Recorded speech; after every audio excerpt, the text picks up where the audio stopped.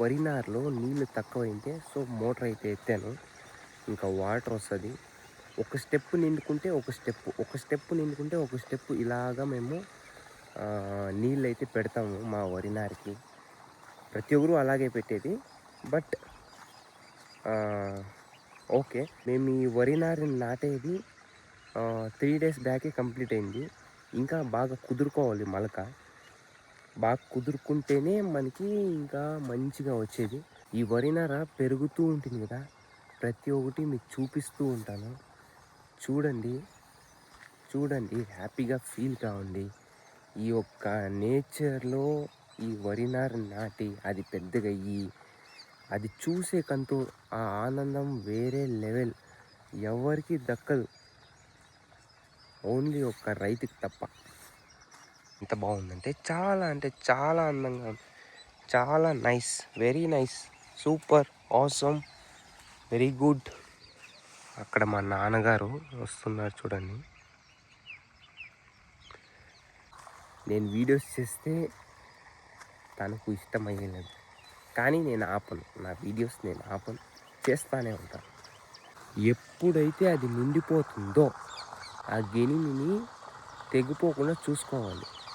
నీళ్ళు వదిలినప్పుడు మనం ఇక్కడే ఉండి మన చెనిగిపారు ఎత్తుకొని మన చేతిలో పట్టుకొని, సో ఇది నిండిన తక్షణము వేరే దానికి వదిలేదానికి రెడీగా ఉండాలి, లేదంటే వేరేగా అయిపోతుంది. చాలా బాగుంది, వెరీ నైస్, సూపర్. చూసేదాన్ని చూడండి. తీయాల పక్కన లాస్ట్ వరకు తీ.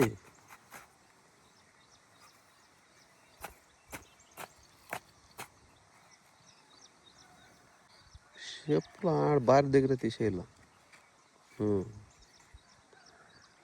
గైస్ ఇప్పుడు చూడండి, ఈ తవ దీంట్లో నీళ్ళు ఫుల్ అయితే మళ్ళీ దీంట్లో పోయేదానికి ఈ పైపు వేస్తామన్నమాట. సో మనం ప్రతిసారి చెనిగిపారెత్తుకొని తీసేదానికి అయ్యలేదు. అందుకోసమే ఈ పైప్ పెట్టేస్తే అది నిండుకొని ఇది నిండింది అయిన తర్వాత వేరే దాంట్లోకి పోయేకి అదే పోతూ ఉంటుంది. సో మీ చేనుల కాడ కూడా ఇలాగే ఉంటుంది మేబీ. పైప్ పెట్టేద్దాం, నిండిపోయింది అయిన తర్వాత మళ్ళీ దాంట్లోకి పోతుంది. అటు సైడ్ అంతా పెట్టాను, చూపిస్తా ఒక్క నిమిషం. ఇలాంటి పైపే అటు సైడ్ పెట్టాను, చూపిస్తాను, ఒక నిమిషం ఆగండి.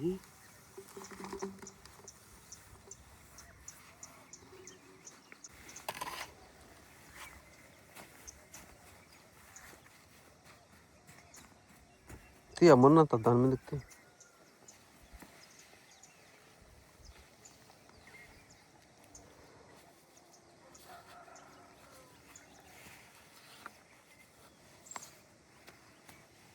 आप जितना आप शायद उदा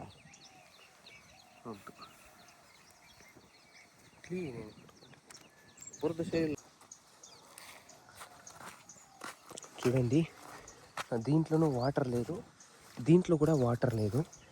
సో అక్కడ పై దాంట్లో మాత్రము నిండిపోయింది. సో పై దాంట్లో నిండింది, దిగువ దాంట్లోకి వచ్చేదానికి నేను వేస్తా. ప్రతి ఒక్క స్టెప్కి పైప్ అనేది వేసేది, ప్రతి ఒక్క స్టెప్కి పైప్ వేస్తున్నాను. చూడండి. సో ఇప్పుడు ఈ ఒక్క స్టెప్ నిండిపోయింది. నిండింది అయిన తర్వాత చూడండి, ఇప్పుడు నేను పైప్ పెట్టాను, ఆ పైప్లో వాటర్ అదంతకదే ఫ్లో అయ్యి వస్తూ ఉంటుంది. సో మీ పొలంలో కూడా ఇలానే చేయండి, ఈజీ అవుతుంది. మనం ప్రతిసారి చెనిగిపారెత్తుకొని ఇక్కడ తీసి ఇది నిండిపోయేదాకా ఉండి ఇది తీసేకి అయ్యేలేదు. ఓకేనా? ఇంకా చూపిస్తాను చూడండి. ఒక్కొక్క తావా రెండు పెట్టినాను.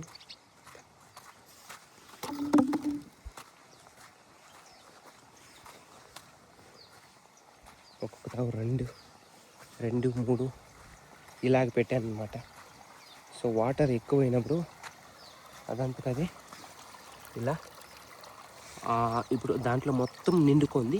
అదైన తర్వాత నిండింది అయిన తర్వాత ఆల్మోస్ట్ మనము ఇప్పుడు అది నిండింది అయిన తర్వాత ఈ పైపుల్లో రావాలంటే మనం ఆ పైపుల్ని క్లీన్గా అడ్జస్ట్ చేసుకొని పెట్టుకొని పెట్టుకుంటేనే దానికై సరిపోయే నీళ్ళు మిగిలినవి ఇలాగా మనకి వచ్చేస్తాయి. చూడండి, ఇది నిండుకోండి. ఇంకా ఆ 2 స్టెప్లే నిండాలి. సో దానికి పైపులు పెడతాను.